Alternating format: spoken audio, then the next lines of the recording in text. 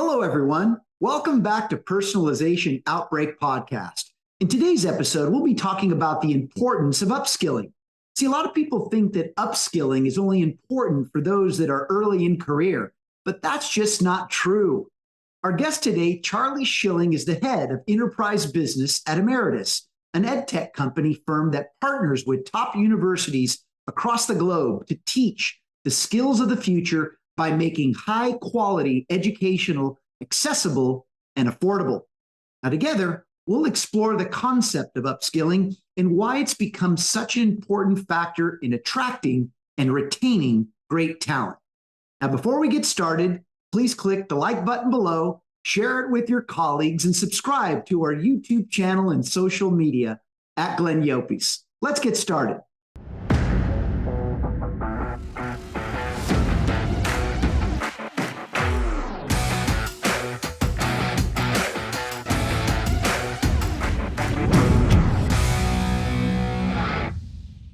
The 2022 season of Personalization Outbreak Podcast is brought to you by City of Hope, a world leader in the research and treatment of cancer, diabetes, and other life-threatening diseases. City of Hope has been ranked among the nation's best hospitals in cancer by U.S. News and World Report for over a decade. Learn more about City of Hope at cityofhope.org.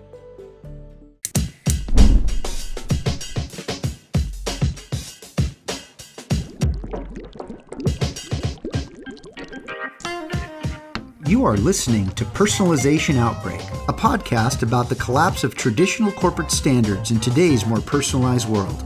I'm Glenn Yopes.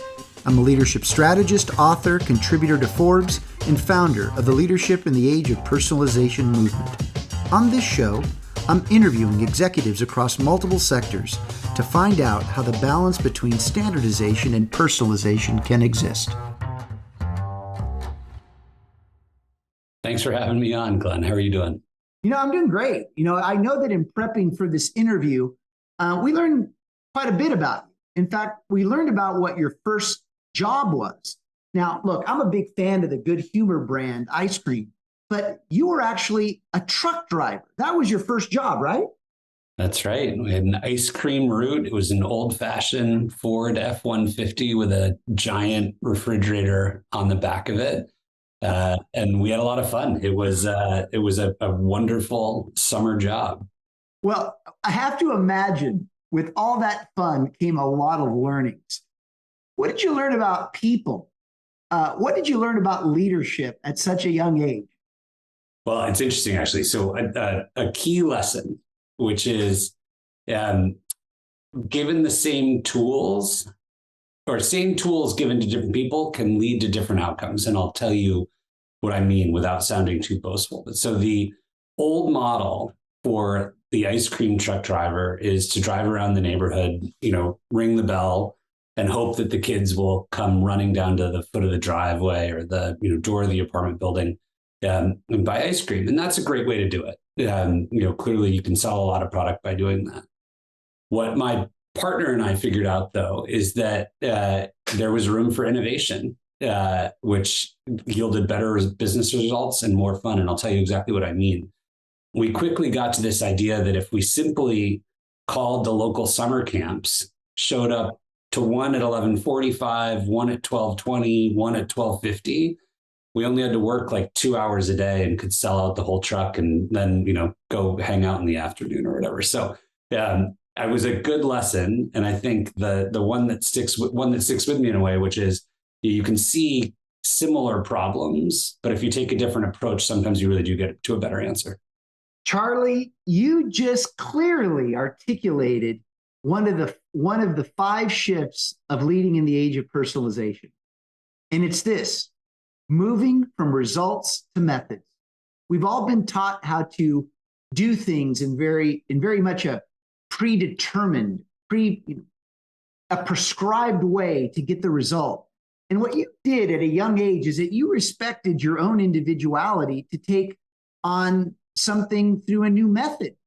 And so rather than do the traditional route, you knew exactly what you needed to do to turn that inventory and call it a day. And you did that through experimentation. Good job, Charlie. We're getting people to understand that if we serve where the individual is and do things in their own way, we can achieve much more than what's expected of us. And I think this takes us right into some of the challenges that we're having with this great resignation. And University of Phoenix came out with what they call a career optimism index. And they said this, that nearly 1 in 3 Americans would actually quit their job without having another one lined up. But 69% said that they would actually stick around if their current employer made some changes. What's EMERITUS doing to address this issue to help employers overcome these types of hurdles? And how is that changing higher education for adults? Well, a lot in there. It's a big topic for sure. And I think, look, it speaks to your area of research, the topic of this podcast. It's all about how, the 3 stakeholder groups that we serve, and I'll be specific about what those are: higher education institutions, companies who obviously employ people, and then individual learners can get better aligned on just that topic. And I think, to the statistics that you mentioned, individuals have so much power in this market. And I think one of the things that COVID has done, as really large companies have adopted remote work practices, is companies realize that employees or potential employees have more choice. And so there's a flight to quality on benefits, on flexibility, on the types of investments that companies are making in people, and learning has to be at the top of that list. And so what EMERITUS does is makes that easy for both the employee and the employer. Easy for the employee because of delivery method. The vast majority of what we do is online, although not all of it. But we've taken sort of the best of the classroom and put it online, but all in a cohort, right? You still are learning with your peers. You've got practical exercises that can be applied on the job in the case of the work that we do with employers, so on and so forth. And so that's one thing that employers can do, is make a proactive investment in helping their people grow, but grow in the way that they want to, not necessarily, to your point, the way that had traditionally been prescribed. So, Charlie, you said that individuals have a lot of power in what they need rather than what the employer thinks that they need. We've seen this balance of power shift now from institution to individual. Why is that so important? And what does this mean to the future of higher education and the things that EMERITUS is doing? Well, it's not linear anymore, right? I remember after I hung up my good humor keys, my first job out of college was as an investment banker. And it was a wonderful job. I learned a ton, built lifelong friendships coming out of it. But the path is pretty linear, right? You start as an associate, you learn, or start as an analyst, rather, learn certain skills, get promoted to associate, you continue to do well, on up the ranks. But that's true across many, many banks. Very straightforward career path. And that's not true in many of the multidisciplinary jobs that people have, or particularly the jobs that young people want today.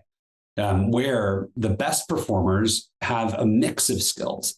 I'll use a specific example. The best marketers that I know today are data scientists at heart, who are really savvy in the digital sphere, understand changing methods, to your earlier point, and remain avid learners. Because what we know is that the tools that people are using, this year are totally different than they were 5 years ago, or will be 5 years from now.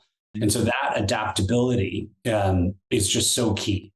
And so I think that employers who recognize that fact want to expose their employees to, many of these choose your own adventure paths end up being magnets for really great talent.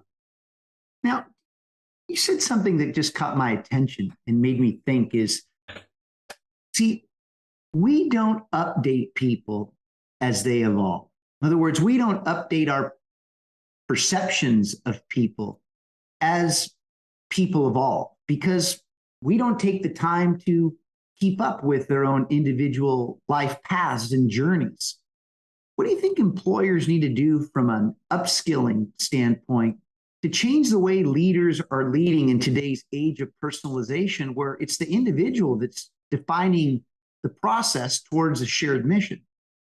Yeah. Well, the short answer is a lot, right? And that there are concrete steps that really can be taken for employers to help employees on that path.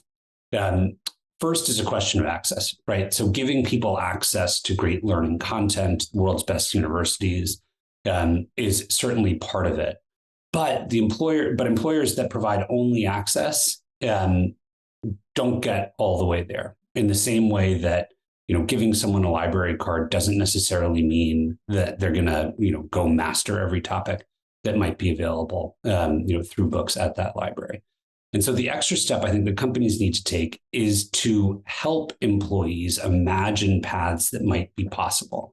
How can, for example, a digital marketer who might be responsible for a company's social media presence learn certain data science skills that might make her a better marketer of the future, and help to paint those pictures of what future job roles might look like, and how people can actually get from spot A to spot C is really helpful. Knowing that people may choose different paths along the way, but that employers can be quite imaginative in doing just that, but then let the employees actually make those choices based on their own interests and passion.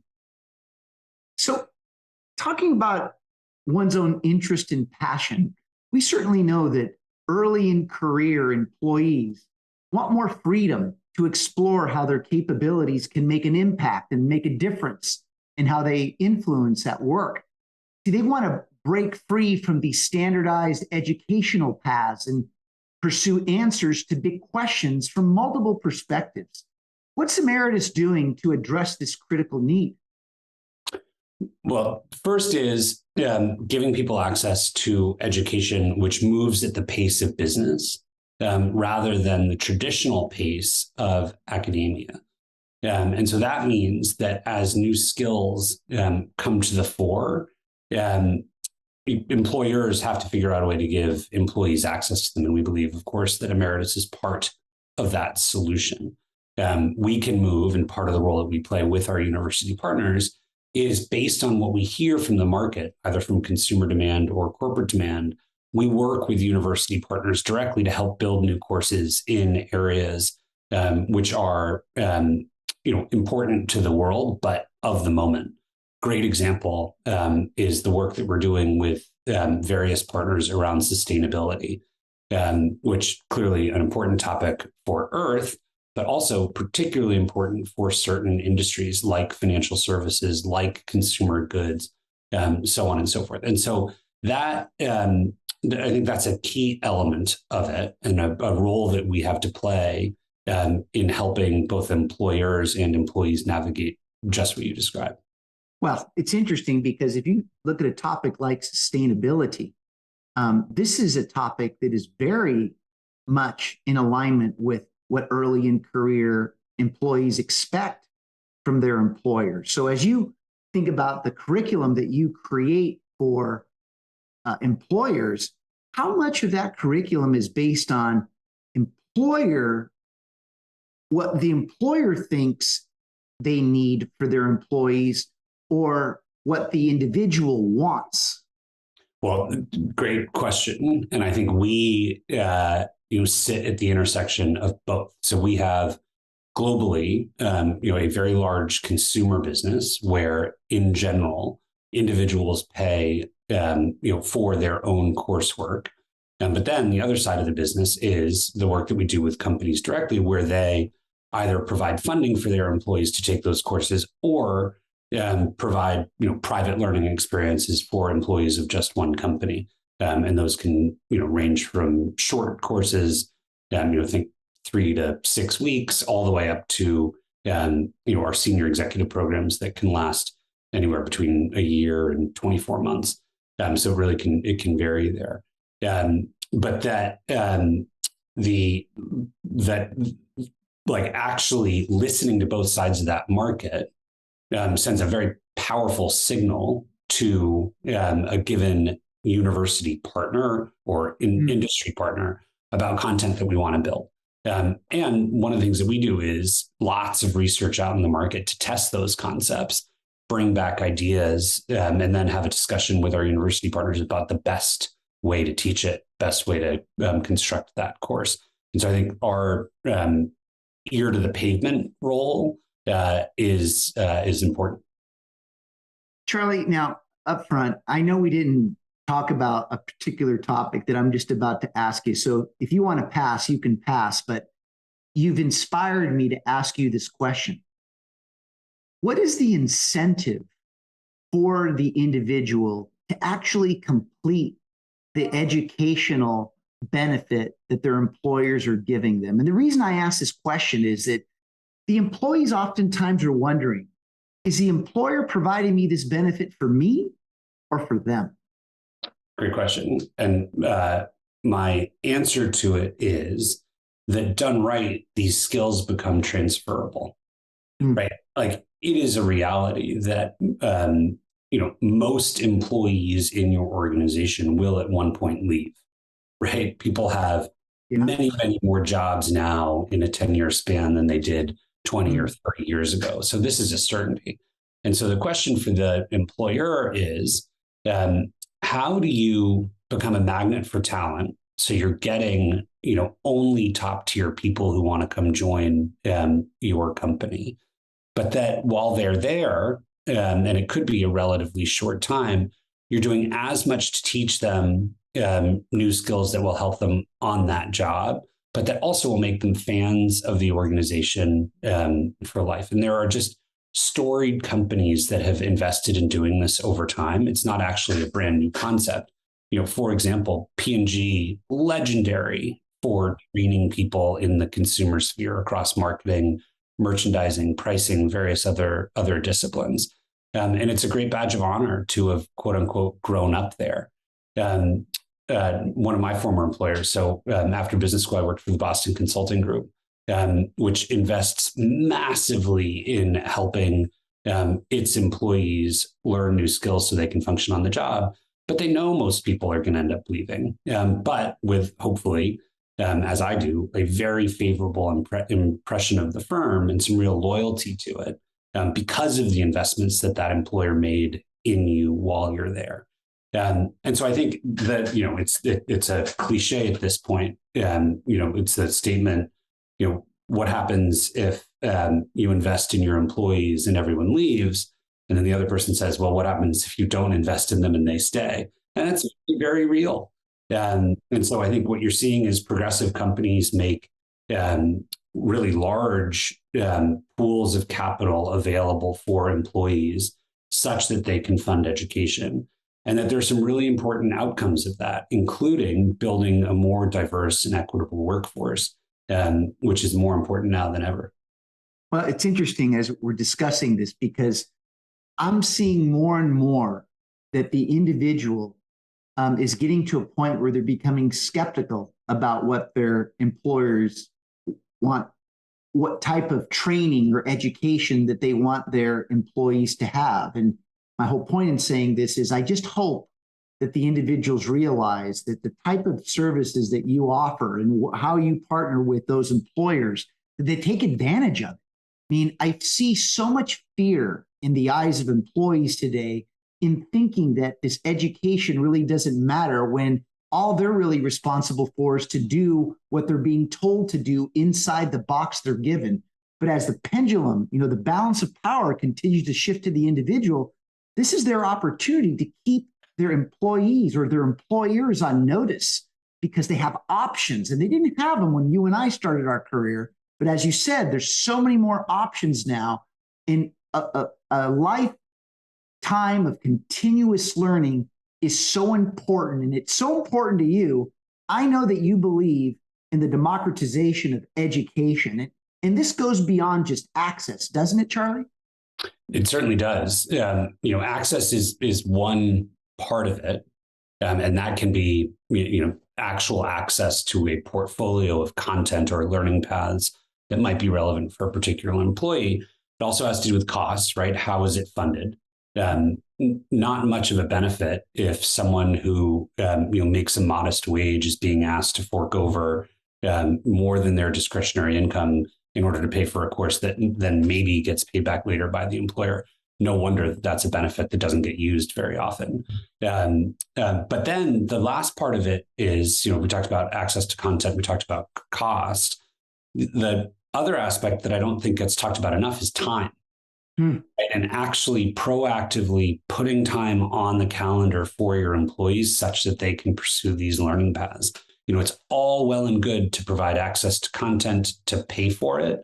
But if what the employer is actually expecting is for that employee to do that learning path, after the kids are in bed, after any other responsibilities are sort of satisfied at home, also not a sustainable model. And so I think what you see progressive employers doing is running internal academies where it's really part of your work week or part of what you do in any given quarter in order to learn these new skills. All the better, by the way, if it's just part of the job, right? A lot of what we see in software engineering now are instruction that really takes place as pods or groups of people are working on a specific product, but they might be doing it, in a new software coding language or what have you. Well, I'll tell you, employees are already burned out. And at the end of the day, if they're going to make that dedication of time, it shouldn't be in the middle of the night for them. The employer should give it to them. Because look, we're dealing with things such as diversity, equity, inclusion, well-being, environmental, social, and governance, and many other things that are downright unknowns for most of us. And so it's not just getting the right education, but giving people the freedom and the time to understand these things, because the truth is we live in a world now where that's on the individual, not just the employer. So the employer has even more reason to partner with someone like you, Charlie, because this is a bare necessity for survival in creating distinction for your own career. So look, I thank you so much for joining us today. I want to give you one final word. What else do you want to leave our audience with, Charlie? I'd say get started is my advice, and that's advice for both employers and employees. The skills gap ever widening given the pace of technology change. These can seem like insurmountable problems, but if you pick them apart, it's very solvable, and you can help create a new future for your employees and your organization. You know what? And I'll tell you, you sparked a thought that it can't just be for the hundreds of thousands. It needs, or the hundreds or the thousands of people. It needs to be for the hundreds of thousands, the millions. We have to start scaling knowledge and wisdom and in this process, upskilling people at a rapid pace.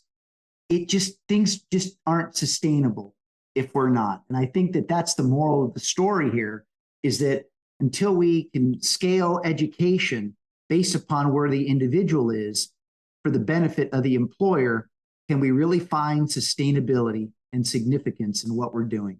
Charlie, thank you so much for your time. Really appreciate it. And as I end every show, when you lead in the age of personalization, you will see things that others don't, do what others won't, and keep pushing when prudence says quit. Thank you, Charlie. Thanks again, Glenn. Thanks for listening to Personalization Outbreak. Make sure to subscribe so you never miss a show. If you enjoyed the content, visit ageofpersonalization.com to check out our free streaming video series and learn how to get involved in the movement. I'm Glenn Yopes. I wish you a good day, and remember, without strategy, change is merely substitution, not evolution. Learn more about City of Hope at cityofhope.org.